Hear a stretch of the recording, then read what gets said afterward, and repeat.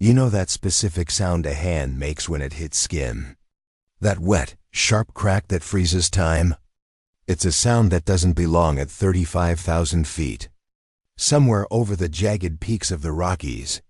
But last Tuesday, on Flight 492 from Chicago to Seattle, that sound echoed through the cabin like a gunshot. Heads snapped up from iPads, sleeping masks were ripped off, and the low hum of the Boeing 737 was suddenly drowned out by a collective gasp from rows 12 through 20, in seat 14C. A 17-year-old girl named Maya sat frozen, her hand hovering over a stinging bright red welt blooming on her cheek, staring at the woman in front of her, a woman in a cream-colored cashmere sweater who looked like she'd just stepped out of a country club brunch, but whose eyes were currently filled with a kind of feral, unhinged rage that didn't match her pearls. "You listen to me, you little brat," the woman hissed, her voice trembling not with regret, but with adrenaline. "You do not touch my seat.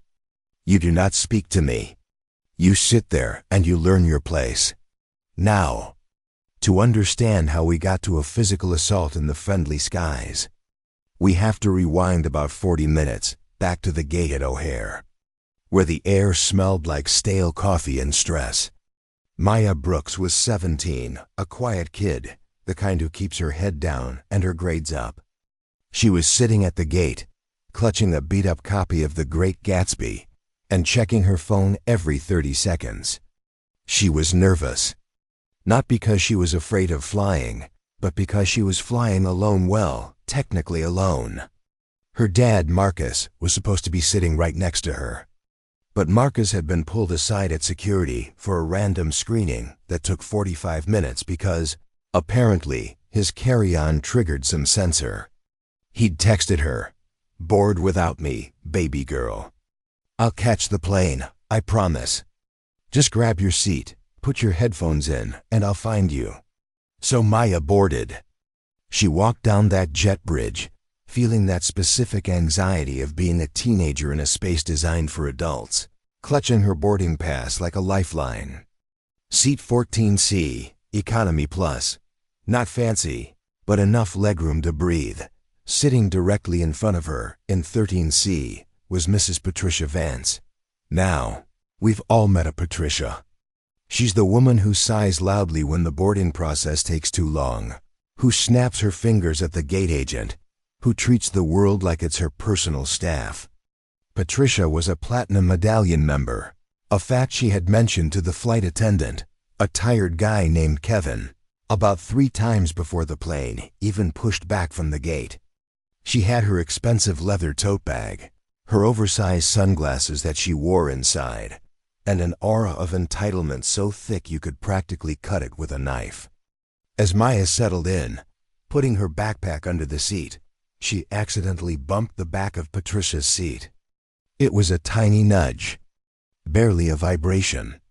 But Patricia whipped her head around, glared through the gap in the seats, and said, "Do you mind? This isn't a jungle gym."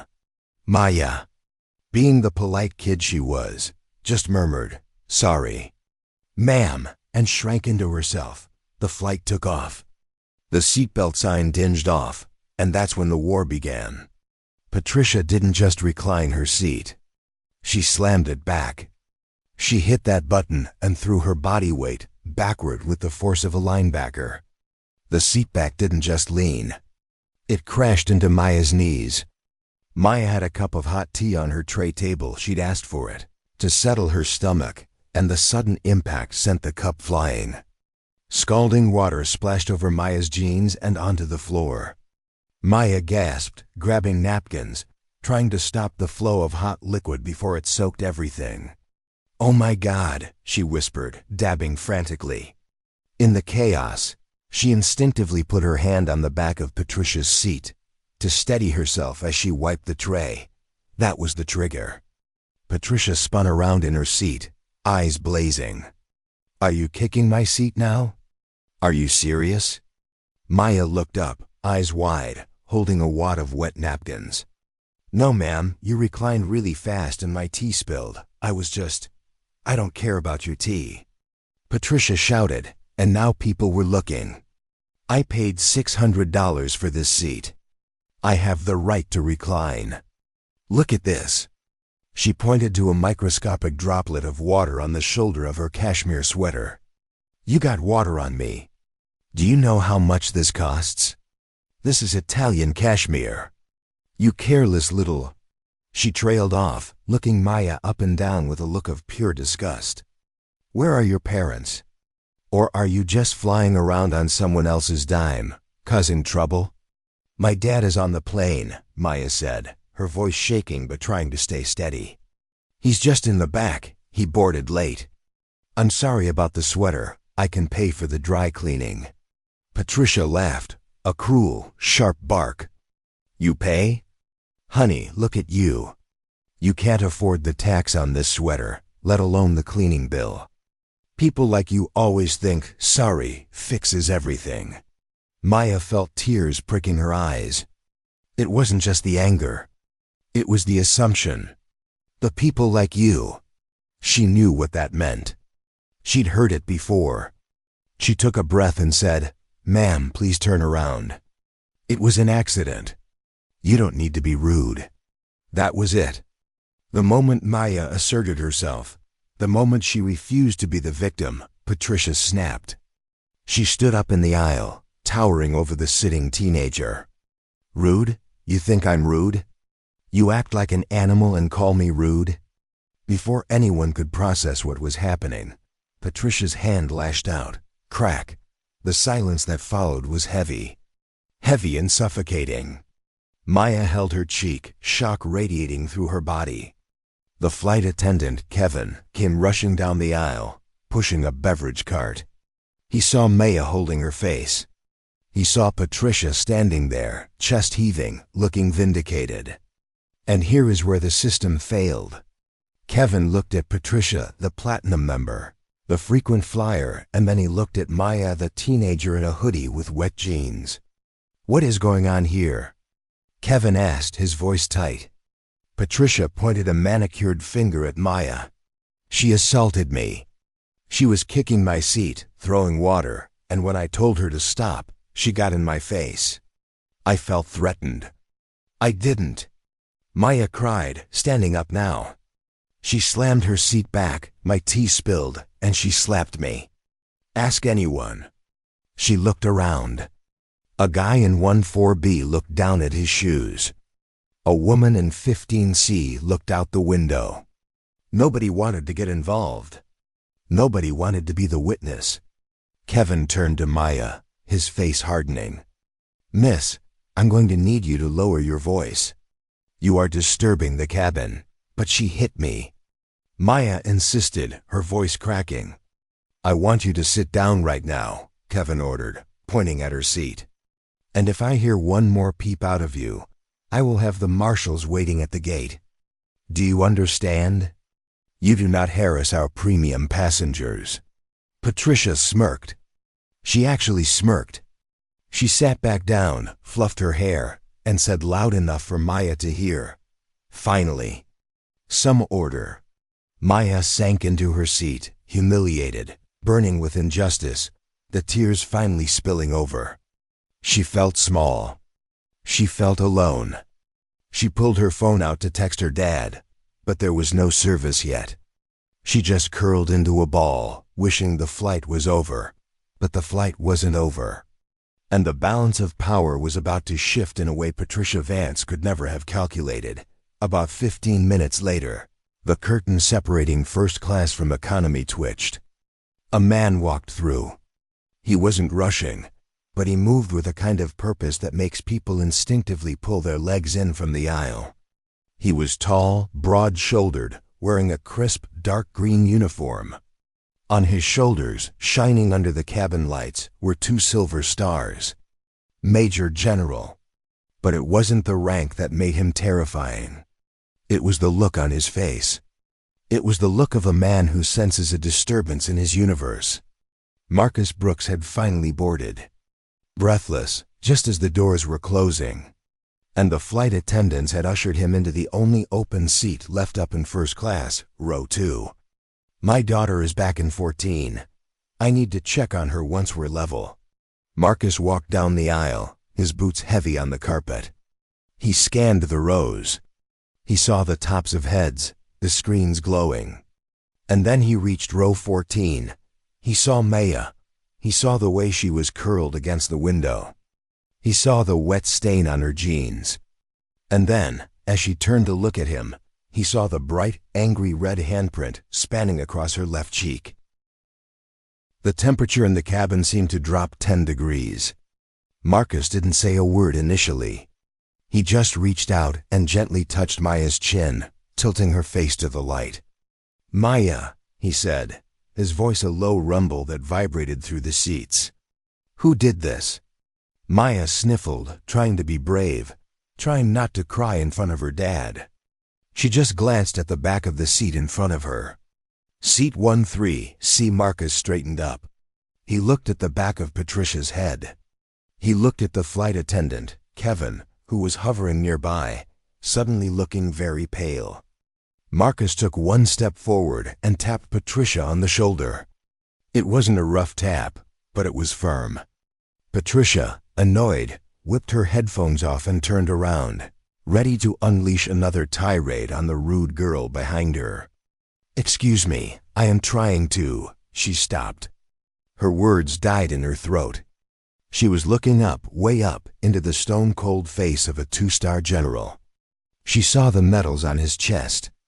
She saw the jawline that looked like it was carved from granite. And she saw eyes that promised absolute devastation. "Ma'am," Marcus said, his voice calm, terrifyingly calm. "I am Major General Marcus Brooks, and I am struggling to understand why my 17-year-old daughter has a handprint on her face." Patricia blinked. Her brain was misfiring. This wasn't how it was supposed to go. The girl was supposed to be a nobody. There was an incident, Patricia stammered, her voice suddenly an octave higher. She was being aggressive. I felt unsafe. It was self-defense. "Self-defense," Marcus repeated, tasting the word like it was poison. He looked at Maya, small and shaking. He looked back at Patricia. "She is a child. You are a grown woman. And you struck her." Kevin, the flight attendant, stepped in, trying to salvage the situation, trying to protect the Platinum member. "Sir, please, return to your seat. We handled it." The young lady was causing a disturbance, and Marcus turned his head slowly to look at Kevin. "You handled it? By letting a passenger assault a minor, and then threatening the victim?" Kevin opened his mouth, but nothing came out. "I want the captain," Marcus said. "Now, sir, we can't disturb the flight deck." Kevin squeaked. "Then I suggest you get on that interphone and tell the captain that a Major General of the United States Army is filing a formal report of assault against a passenger and negligence against his crew. And I want law enforcement meeting this plane at the gate. If you don't make that call, I will make a call. And my call goes to the Pentagon and then to the FAA. Your choice, son." Patricia shrank into her cashmere sweater. The entitlement evaporated, replaced by the primal fear of someone who realizes they have kicked a hornet's nest. The rest of the flight was silent. Deathly silent. Marcus didn't go back to first class. He stood in the aisle for a moment, then looked at the guy in 14B. "Son, would you mind swapping seats with me?" The guy in 14 bites scrambled out of there so fast he left his pretzels behind. Marcus sat down next to Maya, put his arm around her, and let her cry into his uniform shoulder. He didn't say another word to Patricia. He didn't have to. He just sat there, a wall of green and brass, breathing steady, waiting for the wheels to touch down. When they landed in Seattle, the tone had shifted. The pilot asked everyone to remain seated. 2 airport police officers boarded the plane, followed by a Port Authority supervisor. They walked straight to row 13. "Patricia Vance?" the officer asked. Patricia stood up, trembling, clutching her expensive bag. "This is a misunderstanding," she whispered. "I'm a Platinum member. Ask the steward." He saw it. She looked at Kevin for help. Kevin, sweating, looking at Marcus, looked at the floor. I didn't see the start of the altercation, Kevin lied, saving his own skin. Patricia gasped. The officers escorted her off the plane in front of everyone. As she walked past row 14, she didn't look at Maya. She looked at the floor. But this wasn't the end. This was just the beginning. See, Marcus Brooks wasn't just a soldier. He was a father, and he was furious. He didn't just want an apology. He wanted to know how an airline allowed a grown woman to slap a child and then threaten the child for it. He hired a lawyer. Not just any lawyer. He hired Elena Ross. Elena Ross was a shark in a silk blouse. She operated out of a high-rise in downtown Chicago and specialized in corporate negligence. When Marcus told her the story, when he showed her the photos of Maya's bruise, Elena didn't get angry. She got quiet. She started digging. And what she found wasn't just about one bad flight attendant or one Karen in 13C. She found a pattern. She subpoenaed the airline's internal training manuals. She subpoenaed the customer service logs for Patricia Vance. 6 months later, they were sitting in a deposition room. The airline's lawyers were smug. They were offering a settlement $20,000 and a confidentiality agreement. It was an unfortunate incident between passengers, the corporate lawyer said, checking his watch. We can't control every interaction.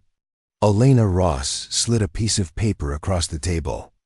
It was a photocopy of a page from the airline's internal Service Excellence Manual.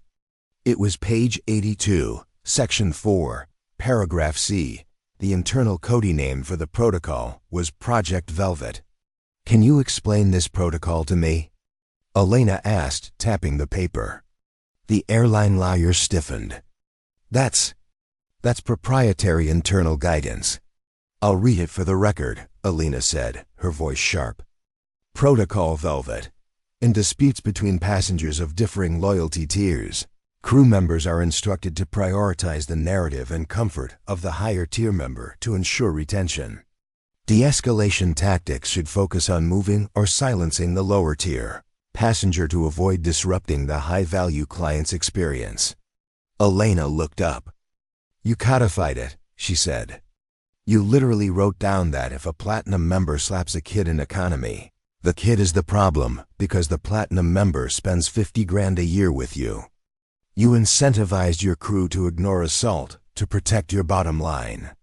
The room went dead silent. The smugness vanished from the corporate lawyer's face.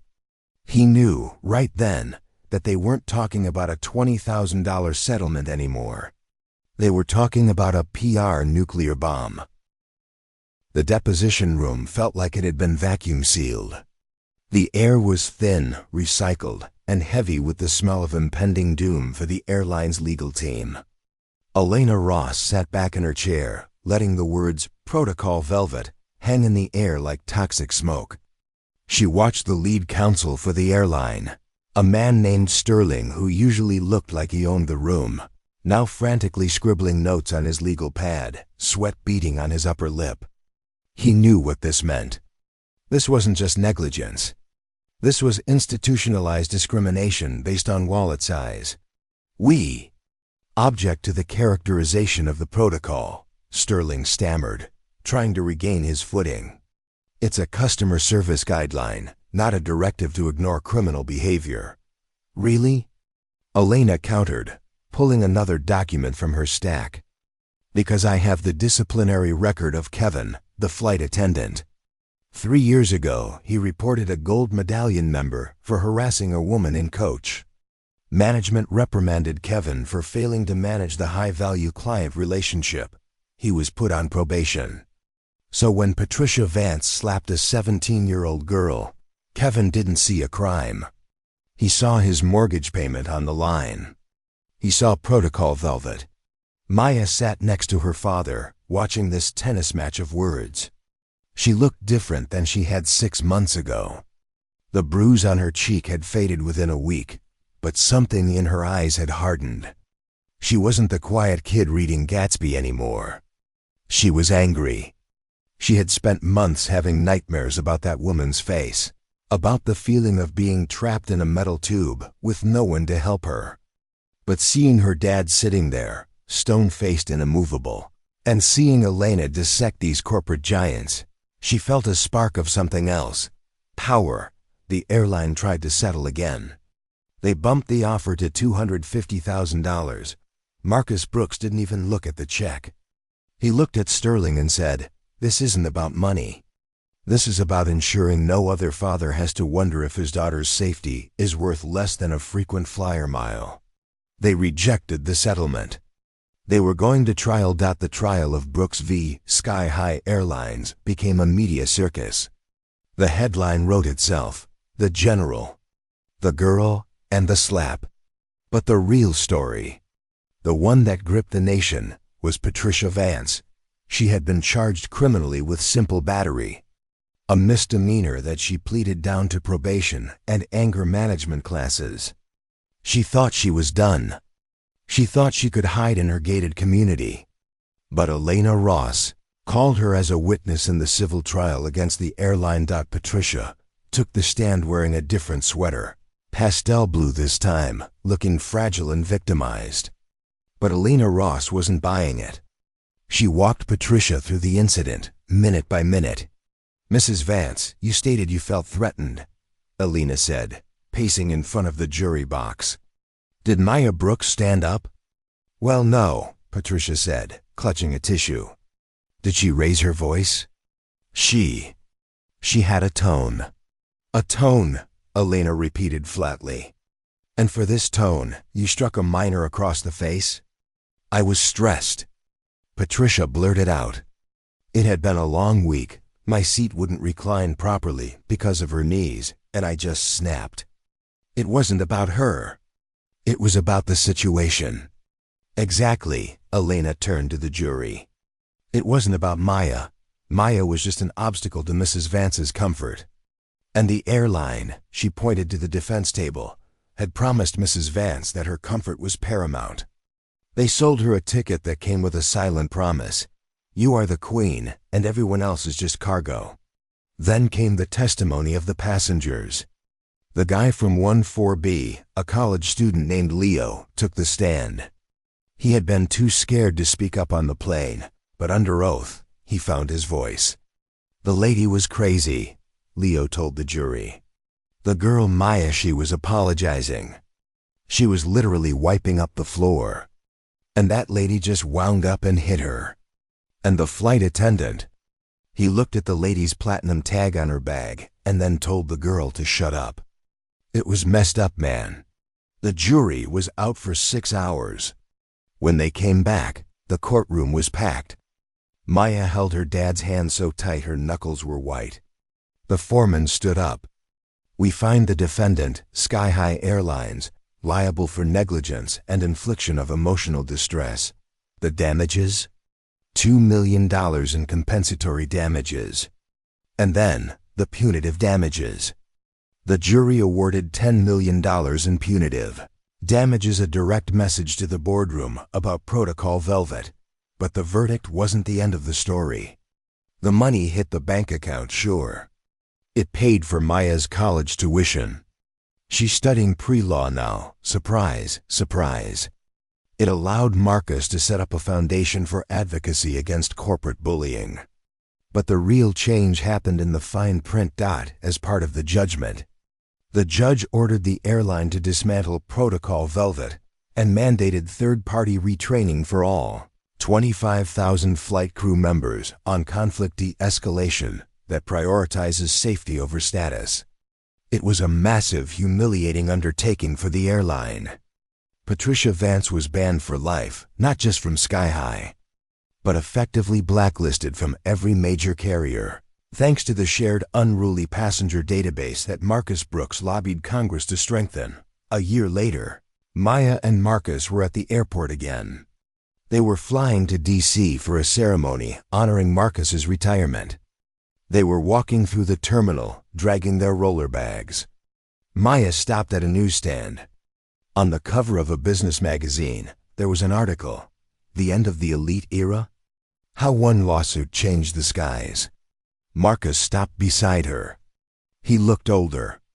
The fight had taken a toll on him. He put a hand on her shoulder. "You okay, kiddo?" Maya looked at the magazine, then out at the tarmac where the planes were lining up like giant metal birds. She touched her cheek, a phantom sensation of heat where the hand had struck her. "I'm okay, Dad," she said. "But I'm taking the window seat this time." Marcus chuckled, a warm, deep sound. "You got it. I'll sit in the middle. I dare anyone to recline on me." They boarded the plane.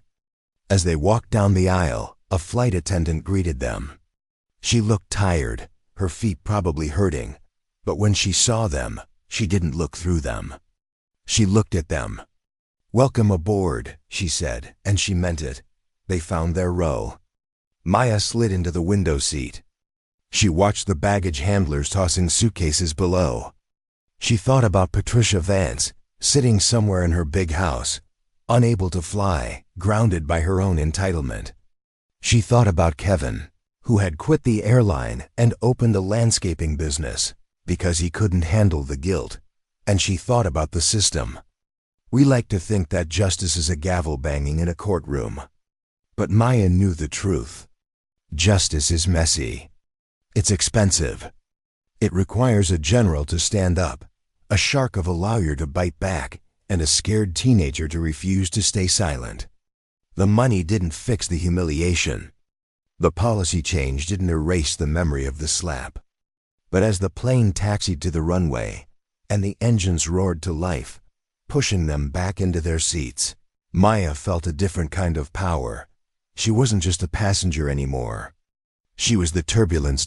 So here's the thing that keeps me up at night about the story. It's not the slap. Crazy people exist. We know that. It's the calculation. It's the idea that somewhere in a glass office, a group of executives sat around a table and decided that a platinum member's ego was worth more than a teenager's safety. They did the math, and they decided dignity had a price tag. It makes you look around the next time you're in a coffee shop, or a hotel, or a bank. Who is the high-value client, and who is just cargo? And if push came to shove, if the coffee spilled or the voice was raised, whose side would the system take? Maya Brooks forced them to change the math. But the algorithm is still out there, running in the background of our lives, quietly sorting us into winners and losers. The question is, next time you see someone getting crushed by it, will you look down at your shoes like the guy in 14B? Or will you be the turbulence? Let me know what you'd do in the comments. Would you have intervened? Or would you have waited for the general to show up? And hey, if you've ever felt like cargo in a platinum world, hit that like button. We see you. Safe travels, everyone.